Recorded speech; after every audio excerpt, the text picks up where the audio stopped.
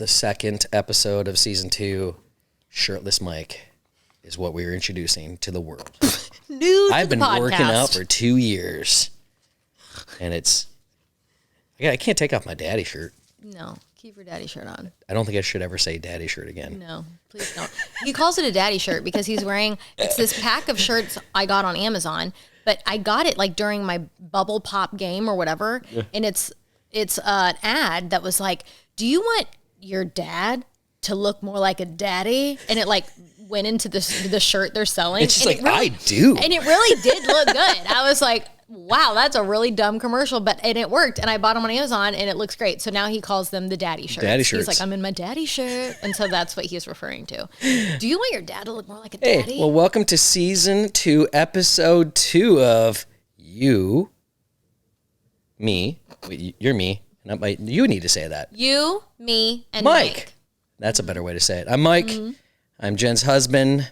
I love how you're going to give a recap of what number we're at every single time we start a podcast. Well, welcome to what it is. This that way I remember. It's this, the way I remember. I'm going to call it. We're going to refer to this in TV terms. This is episode 202. Yeah, that's true. They had always put like 100 or 200 for 1 or 2. This is episode 202. Yeah. Season 2, episode 2. Well, I thought it'd be good if we dove into, so last episode, the first episode, we kind of dove into coming back on, kind of figuring out how to even start back up talking into a podcast, and then also talking about the show and where No Demo Reno stands. So if you missed that, go back and listen to that one first. This one, I thought it'd be fun to kind of dive into, okay, we took a 2-year pause from the podcast. Yep. We weren't just sitting around. Wait, we did? We did. We weren't just sitting around being lazy. Like, what have we done? So we can kind of talk about like changes since we last left off. Yeah, health updates. Sure. Why not? Let's talk about that too. Everyone wants to know. Everyone. Are you pooping regularly, Michael? Just kidding. Please don't talk about it. Are you pregnant? Okay. No.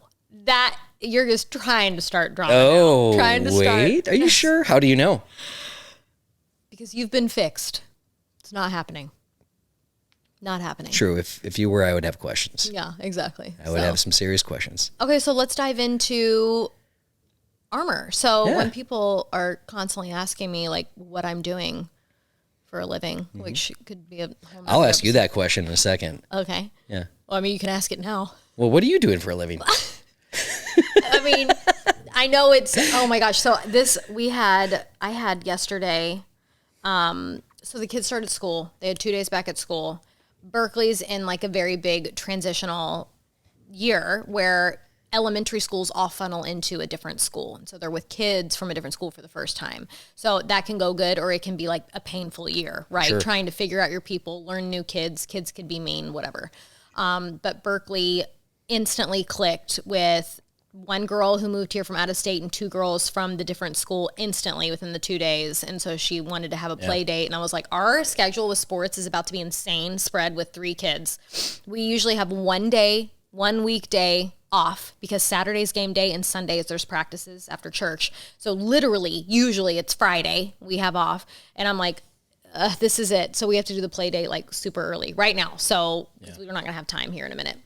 And so I had 5 little girls over from her classroom, just letting them hang out for a couple hours, swim, do pizza, just to get to know each other and kind of help aid that seamless transition that they did themselves, like even more so, I guess. And anyway, I was talking to a mom and she was like, so what do you do? I was like, she goes, I don't really know what I do. I have a weird job. Like, I don't know. I actually am in a weird spot of I don't know what to lead with. And I walked away from that conversation. I was like, I have a weird job. Like I have a platform on social media that just kind of accidentally created, and it's created a whole full-time career. Like it's amazing. It's so fun and it's creative. And anyway, I walked away. I didn't tell her anything about like armor, like just forgot about that stuff. Brick and mortar businesses. When I get asked, what do you do for a living? I instantly like get a little like they're going to think I'm weird or have a you're an entrepreneur. Why can't you job. We're entrepreneurs. We're business owners. We create content online. I mean, it's not a hard thing to say. It's like it's not like being a content creator or social media influencer is a weird job anymore. It's not. People, it's no, you're right. As we talked about in the last episode. No, you're right. 5-year-olds want to be YouTube creators. No, and I think it's the number one job that people graduate from high school. The number one job they want to be. Not in YouTube my creator. demographic. And you think you're a high school kid half the time. College. Yeah, but there's a difference. Yes. Have you seen the way you dance? College. You still dance like college. I still do the white the what is it? What do you call it? The white boy lip thing? Is that, can I say that? That's not a white boy lip. I don't know what that is.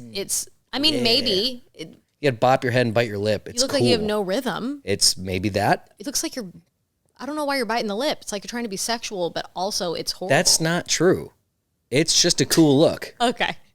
Anyway, so I guess whenever I get asked that, and I'm in a room of nurses and a dermatologist and an analyst, and I'm like, I make two doctors. Instagram reels. Two of the girls' mothers were doctors. Yeah. So no, I'm proud of what I do. I talked about designing for the show and stuff, and then she was like, "Oh my gosh, I've watched that show." So it like all clicked, and then once they like recognize, it's like not weird. But yeah. Well, that is I'm your meeting job. new moms, and you have an opportunity to work and be eclectic, and we have a blessed life. And I know you get emotional about it, but I believe, and I think you believe it as well, this is an opportunity that God put in front of you, and it's an opportunity that you created a lot of joy and things, and it's created a lot of opportunities for us as a family as well that hopefully continue to do good things to others out there. That's what I look at Armor as. It's an extension of I guess what the blessings we've been given is in our business, we do it to make money as well, but it's created a lot of other opportunities for other people. And I love that. It's one of the coolest things about being an entrepreneur. Right. But that's not something I tell a mom when I'm meeting her for the first 10 minutes. I don't monologue about the blessings. Well, I mean, I have to keep it short and tell her what I do. I didn't know this was you talking. But I was asking you, what do you do? So we have a blessing that I can't go into all that. We do blessings. On the first meet, I create joy. I can't get into that. I'm a joy creator. This girl's gonna be like, she really takes this seriously. Next topic. Okay, go for it. So anyway. Yeah, I thought we could talk about, so when we left off in 2023, which is now feels like a long time ago, but we had the coffee shop. We opened up Armor Brewing. Yeah. So we have that, and then we opened up another coffee shop in Wiley. We got one in Allen, Texas, one in Wiley, Texas, and that's our cafe business with, call it a higher end, more food driven Starbucks type of business. We focus on craft, but it's we're not Starbucks. No, I said higher end. I like to be it. We source our own beans. We roast our own beans. Yeah. We have a high quality chef driven food program, and it's been awesome. And we have a really good team. Armor's officially 5-year anniversary was just a few months ago as a coffee shop. So that started 5 years ago as the side project, as you always said. You're never going to be able to make this a side project, which she turned out to be right. Oh, you mean like when you were like, I'm just going to open this business, but I'm just not really going to do anything. No, I never said that. I'm the owner. I never said that. I never said I wasn't going to do anything. I said, this is going to be an awesome side project. I had finished up the business school, and I always tell people the worst thing corporate America could have done was to allow me to go to business school, because all it did was like hyperdrive my want and desire to be an entrepreneur. Right. And I was like, oh man, I gotta leave corporate America. And I loved it. It was a great career I had in corporate America. I worked in the medical device field for 17 years. Yeah. Very blessed field, created a lot of financial and stability opportunities for us to do things like that. But the hardest thing, and I have other people that still work in that field that I know, and people that are in similar positions in life where you get in this, like, you do too well to have the risk to do something else. I think it's you're handcuffed by the money. It's kind of what it is. That's exactly right. And it's not like that's like... well, that's a horrible thing. It's not a horrible thing. No. It's you work your butt off to make a really good income, and then you realize, like, this is not giving me joy. Yeah. And it's not like this fleeting 2-second thing. We're talking years of, like... yeah. It's draining me as a person, and so... and I can only speak from a perspective of a man, because that's what I am. And I'm sure women go through the same thing. But I know a lot of men in their 40s kind of go through this weird transition of, like, you grow to this thing, you have these desires to keep moving up, and then you have families, and you get this, like, rat race routine where, like, you hear about it when you're in your 20s, and then you really start to live it. You're like, man, what am I building? What am I growing? What am I making a difference in? Yes, I have stability. Yes, I have to take care of my family. That is the most important thing. And if you have that, it's a blessing, and we live in a country it's unbelievable, the opportunities that a lot of people have. But with that being said, there's a sense of sometimes losing yourself into it and not doing something that you feel you've been called to do. And I talked about this even, I remember last season, about my journey through corporate America into entrepreneurialism, where it was my desire was like, hey, I'm gonna ride this ladder of corporate world. I'm gonna move up into the VP and president ranks, and that's what I want to do, until I was passed up for a promotion. And it was like this really, like, it's the first time I like failed at something I felt in my mind, even though it's not really a failure, but from the standpoint of like, it's out of your control. Every single thing, like, it's going through, doing the academy, getting the job I wanted, finding the promote, like, I wanted to get to a rep role. I moved to rep role. I was like, I want to pride. Men have really heavy pride. So you start to too. go into it and this idea of like, of not getting into this next role. And it was really were a lot of the catalyst, believe it or not, for me wanting to focus on the entrepreneurial side, because I knew I wanted to anchor here. And I knew I wasn't going to be happy getting to the place where I felt the gifts that God had given me. And I know it sounds really weird, and like, I don't want to say that sounds selfish, but like, there's a standpoint of like, if you have gifts and you have things that you want to do to improve an organization or better your people, or you have cultural misalignments at standpoint, like if I can't better the culture, how do I define my culture? And if there's a different standpoint in it, what's the control you can have at that point? And it was either move to get promoted, which was what the option was. And, I remember that. Yeah. Or stay where you are and be happy with what you are. And I was like, well, I'm not happy. But it was that, but that was super selfish of me at that time. I actually look back on that and say, like, I had a really unbelievable. I don't view it as that. Well, I mean, I think from the standpoint of like being frustrated with a company. No, you were passed up for a couple things. And I said, honey, this ain't it. They ain't seeing your value. I remember having that conversation. The one was for the one that was local here. Right. And that if I didn't get that one, that's where I was like, but that's a pride and ego thing, and the company can make their own decisions. Right. But that was also looking at like, do I really want that next job? Do I really want that role? That was the thing. You didn't want the next I didn't really want that job. So then you were like, why are we putting all these hours into it?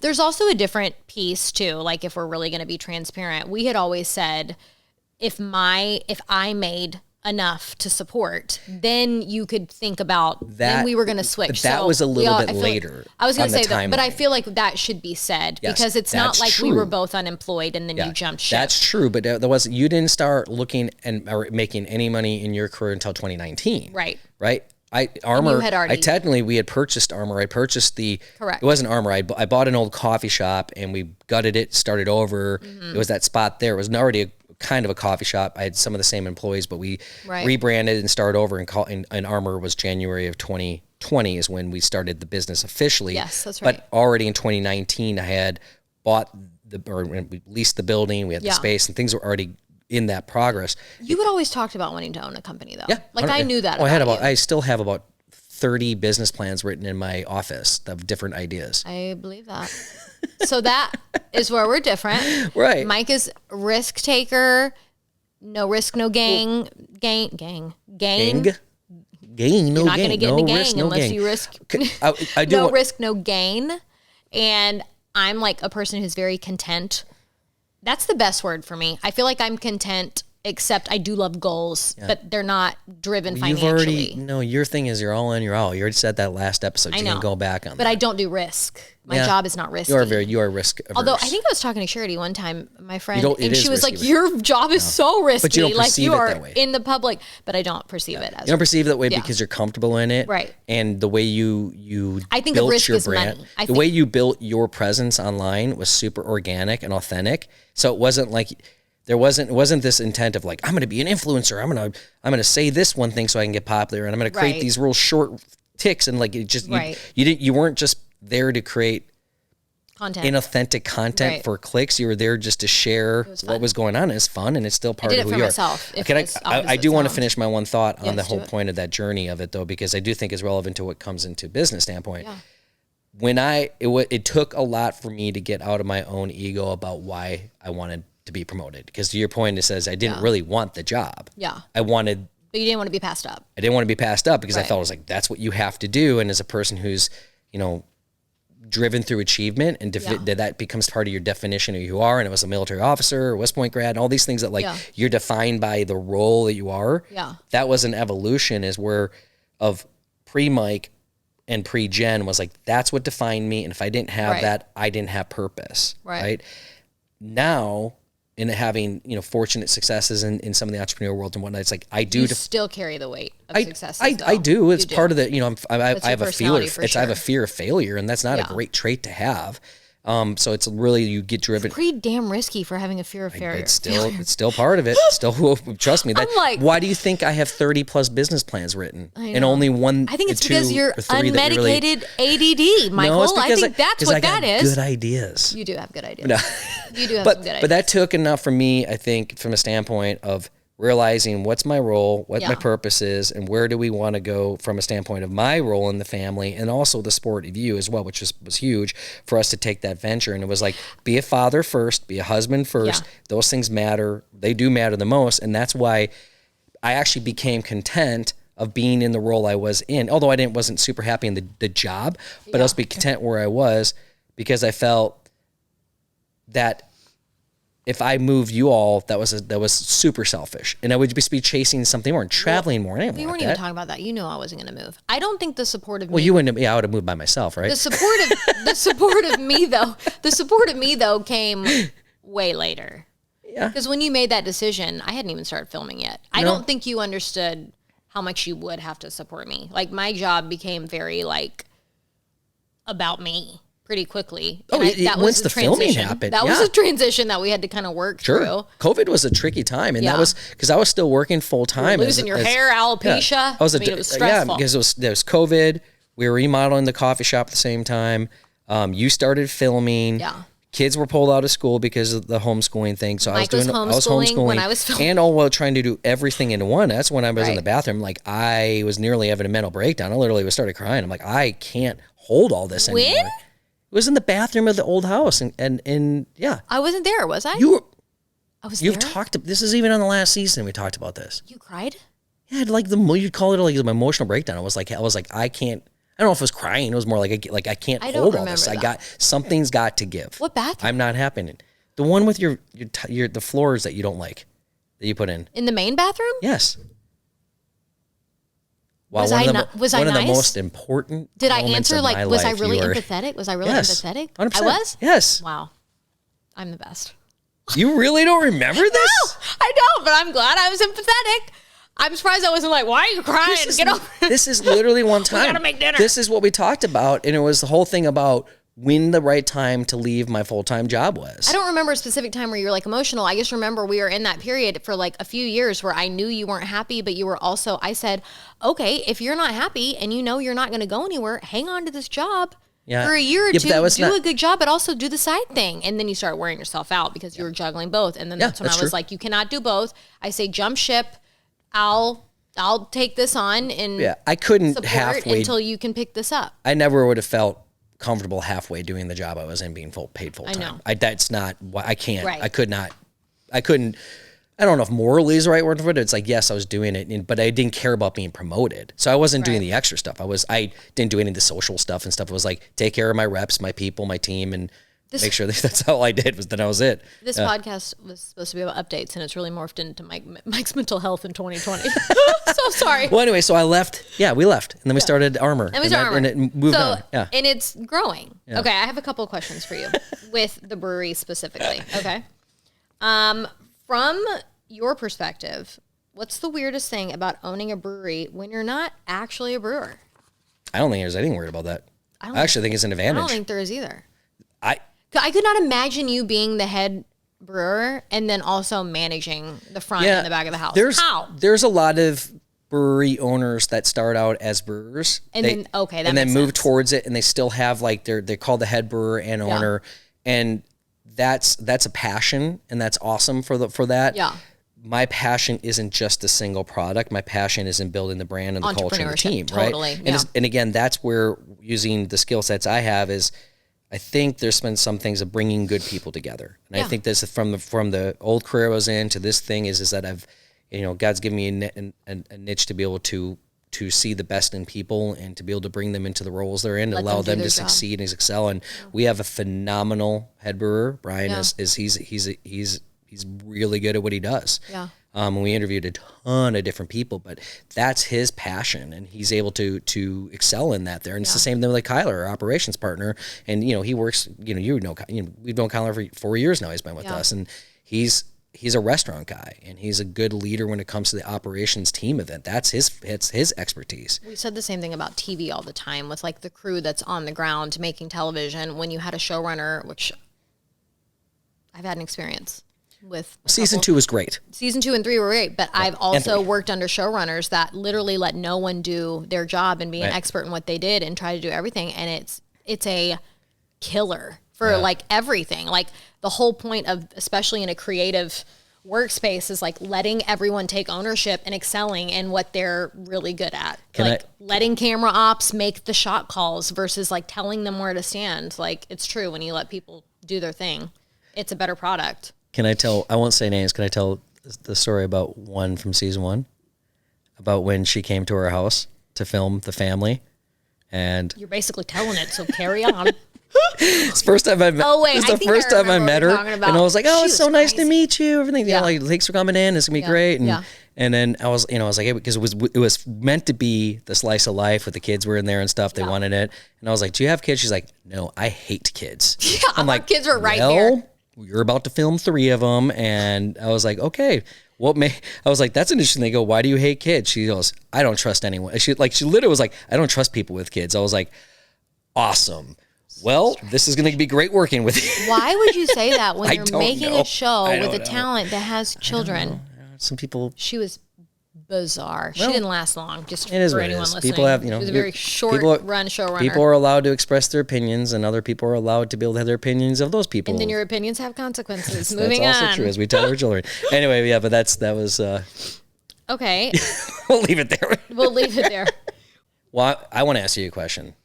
About armor? I know you've been an amazing partner in this journey with it, because you're 50-50 in this, and I know you don't really do the day-to-day, and you let us take lead in all things, but we look at these businesses as part of, they're still kind of like, it's like our we both. Fourth. Yeah, we both. So we got the 2 coffee shops, and I'm like, I mean, how do you feel about this? How are you feeling about this adventure that we've done? You want me to be real honest? Yeah.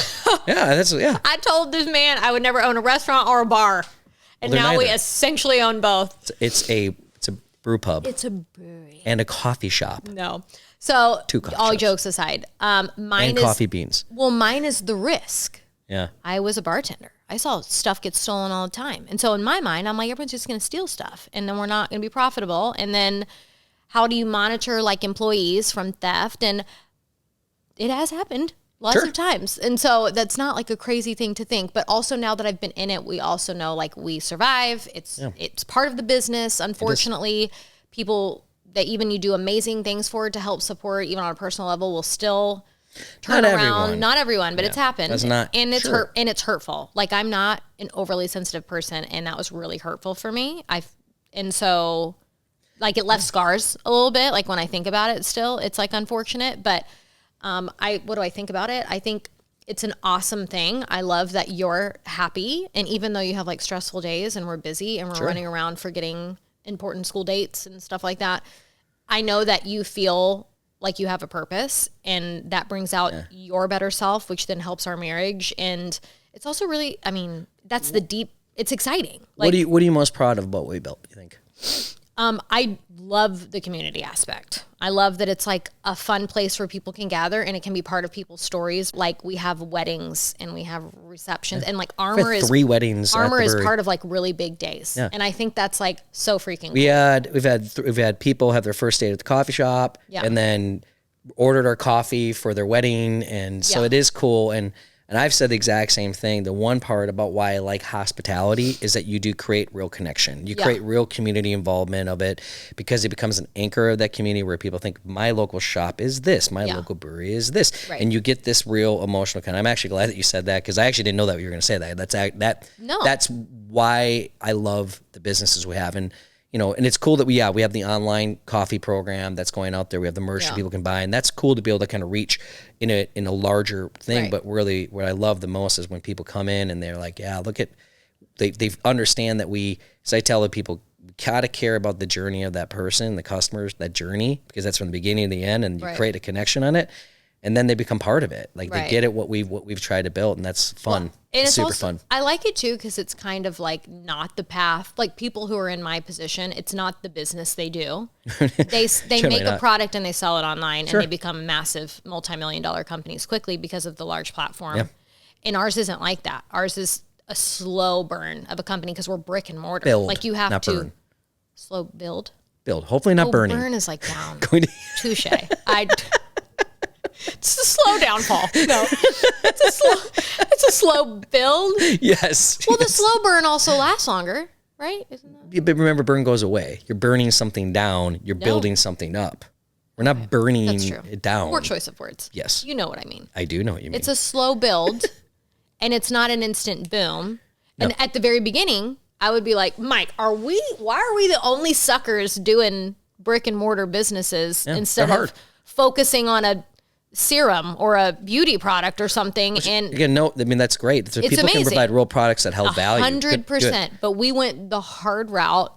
But we really were like community focused from the beginning. And we started with that. I mean, we did do that. That was that was partially because we started even before this blew up and before the TV show happened. We already had this idea with the coffee shop, and that was... I already had a large platform on Instagram. You did, but that wasn't... I never looked at the platform. I was like, let's leverage this to grow this. I wanted to build something that was really successful despite your presence, and not try to build a tourist trap, not to try to build something that's legitimately good that we happen to be a huge part, be a part of, and have the privilege to be able to grow. And one thing is, we've been slow for it because just like you talked about control as well. I kind of had the same thing. We've done this with just the bank and ourselves, and we haven't brought in a bunch of investors. And it's because partially, it's not because of control. And I wanted to make sure if we ever took money from anyone else, that the business was 100%, guaranteed going to get people's money back. And that's honestly really hard when you have a brand new business and brand new things. And it doesn't mean we're not going to do that at some point. Yeah.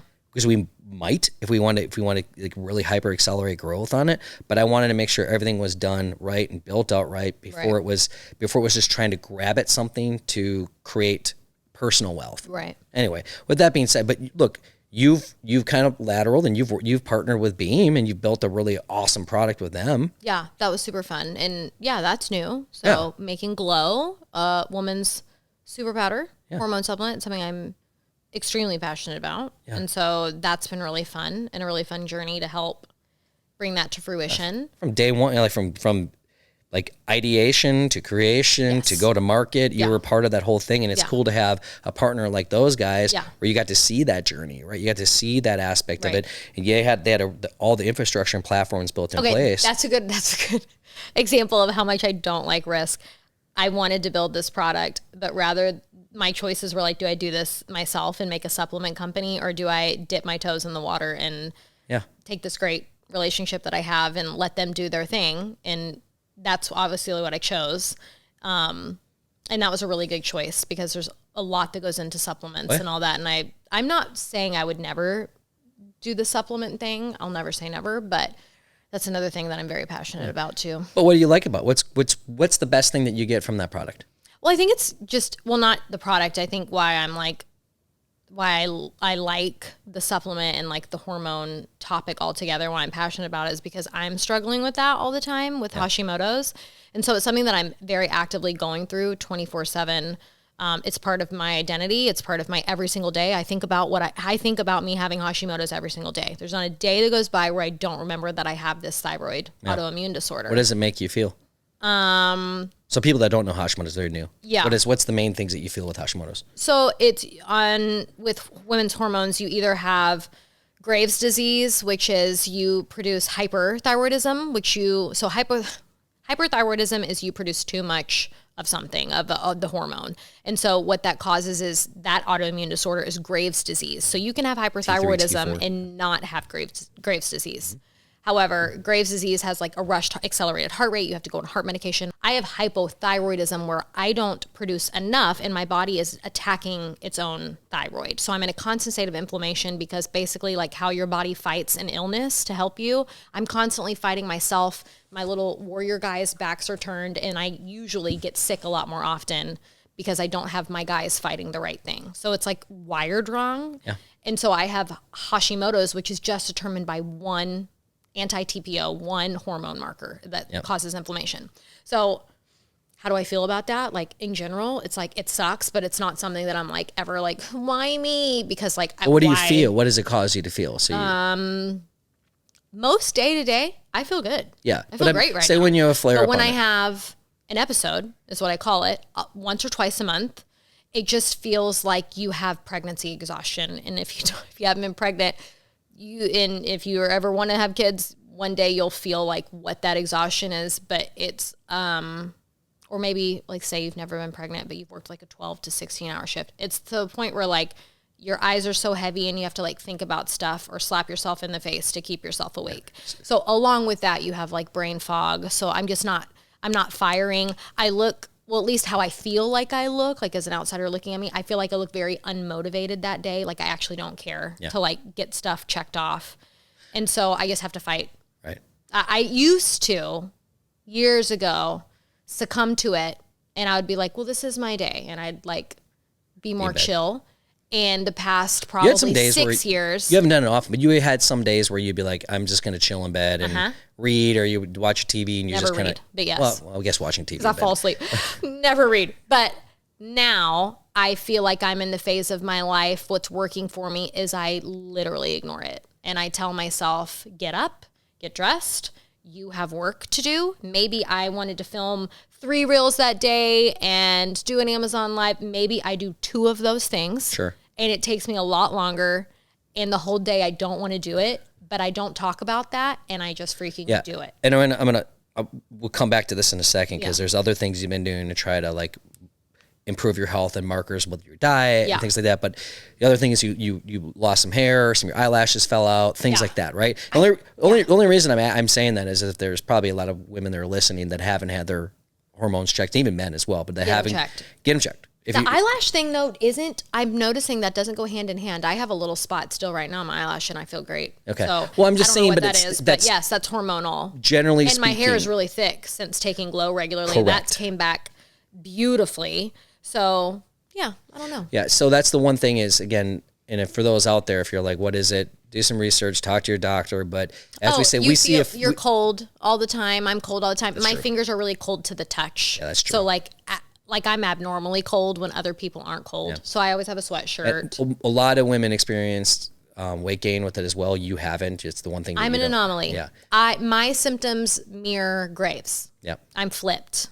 But it doesn't make sense. It doesn't make sense. My doctor doesn't even know. No, except for the cold and lethargy. Those are the things that you are experiencing the most, which it is. And again, that's the thing is, it's not just like I'm tired, I'm a mom, but those are things that definitely get up because we've talked about this in the past. Whether it's been on your Instagram or even on the last podcast or other lives you did with Ravi, who was our we're going to bring him on this season. Those things are important. Get them checked out. Don't just ask for the general ones. Just hey, please check my thyroid. It literally, if you have insurance.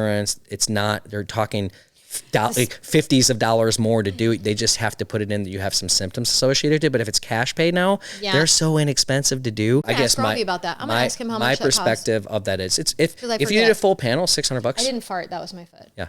It's be about $600. For the record. Again, and again, we're not medical experts in this standpoint, so that's not it. The only thing is saying, no, okay, now go back to the product, things that you've been doing to improve your health. The product you think you did help, it has helped because there's things that you worked through, you actually worked. Oh, you weren't kidding about health updates. No. I think it's important. No, it's true. It's part of your journey. That's true. We can talk about my lumbar issue. My back issues. Riveting. It's riveting. I had a herniated disc. Super fun. I think the health is always like an evolving thing, and with myself, it's like I always have to pivot. So like when I started playing tennis 4 to 5 days a week, I was dropping weight at a rapid speed because of doing so much cardio. I'm working out for an hour and a half to 2 hours in the heat. You're sweating profusely. And then I come home and like jump into work and not eat as much as I should have been eating. You underconsume calories like crazy. And I didn't know that until a month and a half ago when I started eating carnivore and only doing meat and tracking like my calories and my protein. And I was like sick at 800 calories a day. And that's way not enough. And so, I'm in like the thick, that's another podcast. So, I'm in the thick of it right now. Because we can talk. To figure that out. Well, you're also doing, she's doing carnivore. Yeah, I'm doing carnivore. Yeah, that's a little polarizing subject right there, right now with your diet, because everyone's like, wait, what? You only I don't want meat? to talk about that right now because I would have to like go into We can so tease much that. detail. We can tease that for later. Okay, let's tease come it. back. We'll talk I'm carnivore. eating Meat. carnivore. We get ready. 1, 2. I'm eating Carnivore, which means meat. See, I got mine in there too. Okay, fast forward. Listen, We'll come back to I that still one. think that's a good thing because it's relevant to it. No, But it going is. back to the whole We're doing life updates, and then the kids. Well, that's part of it. I Carnivore? Yes, because health is part of life. That's one of the big things people ask about. Like, how is your health? How are things going? It's a why. You asked me, part of it's like the why of armor. I talked a little bit about this, and we talk about the names and all We'll the things talk about later. the why of meat later. But it's not the why of meat, but like your journey often is about like optimizing your health and doing things in a way that's going to be best for the long term. I try to take care of myself, and I do because of being around a long time for my kids. Because you're a lot older than me. I am 12 years older than you. Smoke a cigar, it's one more year I gone. smoke a cigar occasionally. Occasionally, it's not even. It could be Really worse gotta things. think about that. You're 12 years older than me, and you're man. Hey, you guys don't live as long as Look, us. I'll tell you this, like my alcohol consumption has gone way down from what it used to be. When I first opened the brewery, it's like you get the slow tick, you got to taste a little bit here, a little here. Next thing you know, I'm having a drink every single day, and it gets this like quickly. Oh, great. That's going to be a headline. That's true. Michael Todberg. I was not an alcoholic. No, I you were was an alcoholic, but it's even if you're like having these two, it's like I remember I was having a bourbon watching some show with you, and I'm like, why am I drinking tonight? Yeah. I literally had that like epiphany of like, it's a Wednesday. When you say drinking, you think like multiple. He would do have a one drink. small pour and that's it. But I'm Have still a drink. having That's something different. that's adding unnecessary calories, that's not bringing value to it, you do it for relaxation. I don't think there's anything wrong with a drink here to like create the relaxation. Getting crushed isn't a great idea. That's usually not many great experiences come from like heavy alcohol consumption, short term or long term. And we even own a brewery, but I preach moderation. I even tell people drink less but drink better. That means drink armor. Hey, that's the headline. They're not going to pick that one. That's a great headline. I just made that up now. There's no drama. I just made that up right now. Well, no one's going to pick that. They're going to pick the other one. But I think that. But I really, occasionally a special occasion here and there. But I really cut it down to like, no, don't drink during the week. Well, okay, so that's an update, and then the kids are moving and grooving. I mean, we got 6, 10, and 12. At least it's super easy right now with a middle schooler and a fifth grader and a first grader in 3 different schools. I told him that we're not going to talk about them on the podcast. No, we're not. No, but they weren't like mad. They were like, "Do you talk about us?" Like they really wanted the tea, and I was like, "No, we would never share private information." Yeah, so we're not going to get into the details of them. Yeah, they're great. Our kids are awesome. They're in way too many freaking activities. I always said we were going to be a parent where everyone chooses one activity and that's it, happening. and they're all in multiple because I feel like they have to find their thing. Look, our kids, I will say more than anything, which I've been very, very, very. I've prayed a lot for this one. Is they're resilient. They have a lot. They can adapt to situational changes. They manage this strange blip of public awareness, which takes some awesome next. We're very we want to maintain our private anonymity in certain standpoint. Do you know what Berkeley said the other day? This just made me so happy because it shows like how aloof. Is that correct? Yeah. Aloof they are. Berkeley, we were talking about something. She was like, I mean, I wouldn't be mad if I was famous one day. And I was like, unaware that you were. Yeah. Totally unaware. Yeah. And I love that we've sheltered them from that. Well, that's what we want. And look, I was like, oh, I go a lot, fame comes with a cost. It's not what you think it is. And we kind of talked about it, but like, there's beautiful things and there's also other things that can be bad. And I think it gives you being even like you're not, so it's not like an A-list celebrity where every person in the world knows you. But you get why those people like don't show their kids' faces. They don't involve them all. Yeah. Like you get a lot of empathy towards 100%. It because even in the standpoint where people will come up and look, and we always encourage people if you see Jen, just wave, say hi. It's awesome. But Thanks don't try to take pictures of my kids. That's because that happens, and then I look rude because I'm like, no, please don't do that. Like I've had to say that multiple times. Hey, can I take a picture with Berkeley? I'm like, nope. But you can, you can get a selfie with me if you want. And I'm like, you got to settle for this. The most recent one was a lady in the airport, and she literally asked to take a picture of me. She didn't get in it. She just took it of me standing there smiling, and then she was like, "Your turn," and she went and put the phone on Berkeley, and I was like, "No, Yeah. like jumped in front of it. I don't think people mean it to be rude. They don't. They really don't. And I totally don't. But it's one of those moments where it's just sorry. We're not going to let strangers start taking pictures of our kids, and then our kids learn to smile at a stranger taking their photo. That opens up a lot of problematic So we're allowed issues. to have privacy just like any other celebrity. And yes, there's things where you put yourself in. I've heard the argument, well, you put yourself on social media, so you know what's going to come. You should come to expect that. And there's a standpoint of like, you do know that's part of it. There's truth, and you got to be able to manage that. And our kids are awesome with it. But I will say you've done an amazing job of creating balance and sheltering it. Yeah, of course I want to be a part of it. I'm not going to pat myself on the back, but I will. Us. But we do our best. We are great sometimes. They're awesome. I think you're great. I think you're great. And I think that's a great place to stop.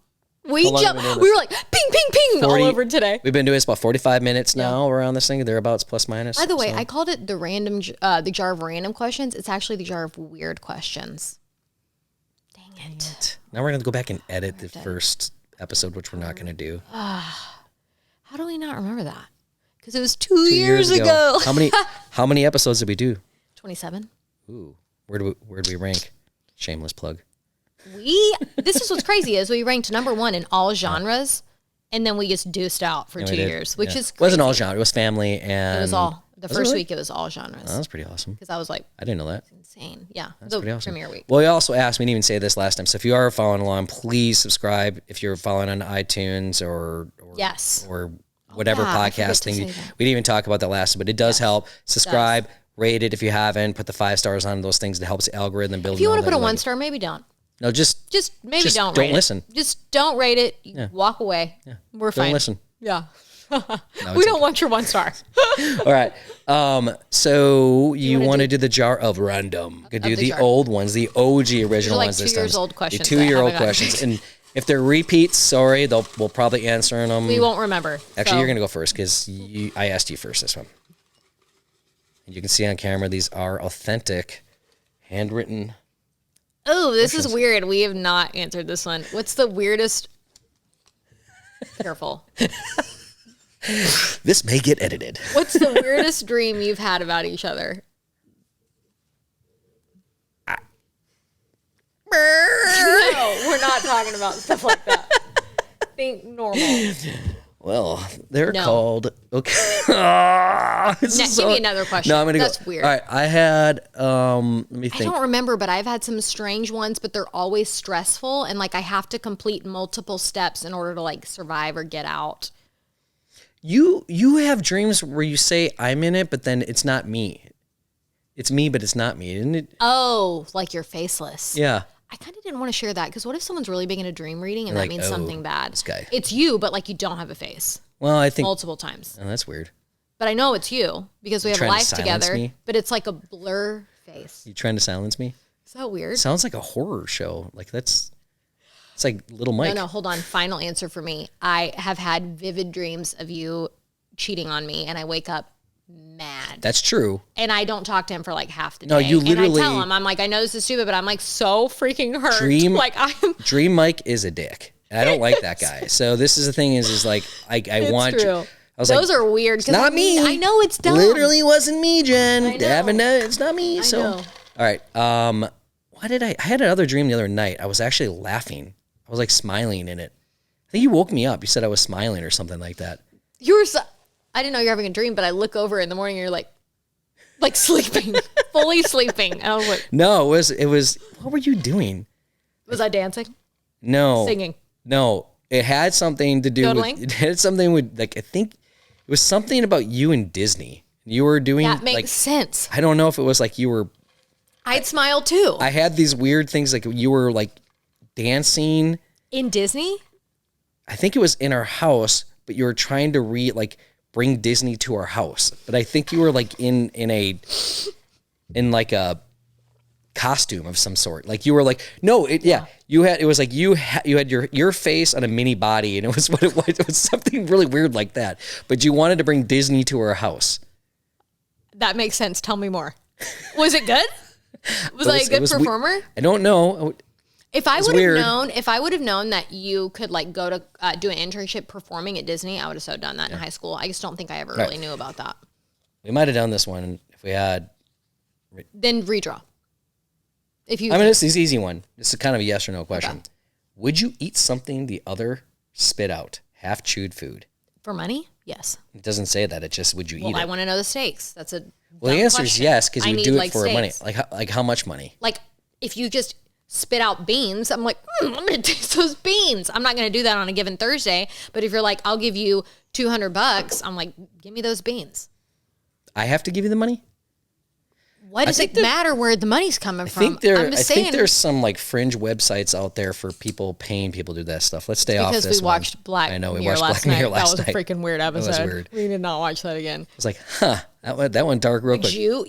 Would you eat what we're both not grossed out easily.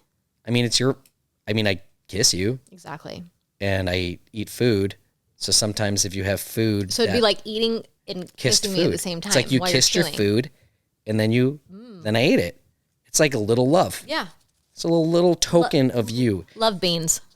Birds survive on mom's eaten food. Why can't I survive on your half-eaten food? And that's where we're going to end today. It's weird. All right, we don't even know what we're talking about next episode, do we? Not yet, Actually, but we'll figure it out. Oh, there's something big happening next. I totally forgot. So big. You guys, you got to tune in next episode. You guys are going to die. This one is going to... The best of all episodes. It's not necessarily the best. Oh, it's not. It's pretty dramatic and suspenseful. You're right. It's emotional. Yeah. Some would say. Yeah. And then... We'll let you know what we're going to do when we figure it out. We'll tell you what we're doing at about an hour and 5 minutes into this episode. Okay. So. Okay, bye guys. Thank you so much for listening. Until the next week's episode. Subscribe, like, follow. We appreciate you guys. This has been fun. Hopefully this episode was a little bit more. Yes. Any feedback can go to youmeandmikepodcast at gmail.com, all written out. So if you want us to talk about a topic, if you have a certain question, You, Me, and Mike podcast. Yeah. And also, if you have questions you want to add to the jar random, if you want to send a voice memo, record it on your phone, you can send it over to there. We can seam those into some of the episodes. We did that last season. It was super fun and some of the coolest episodes we have. And we can gather those up and have some strange topics of discussion. All right.